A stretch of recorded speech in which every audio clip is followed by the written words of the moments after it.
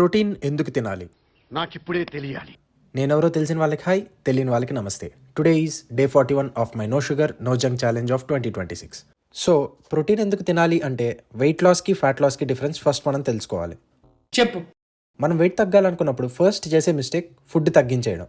ఏం తప్పేంటి? ఫుడ్ తగ్గించడం వల్ల మన బాడీ ఎనర్జీ కోసం ఫ్యాట్ని తీసుకొని బర్న్ చేసి ఎనర్జీ ఇస్తుంది. అలా వెయిట్ తగ్గుతాం, కరెక్టే. బట్ మన ఫుడ్లో ప్రోటీన్ లేకపోవడం వల్ల ఫ్యాట్స్ ఒక్కటే తీసుకోవాల్సిన బాడీ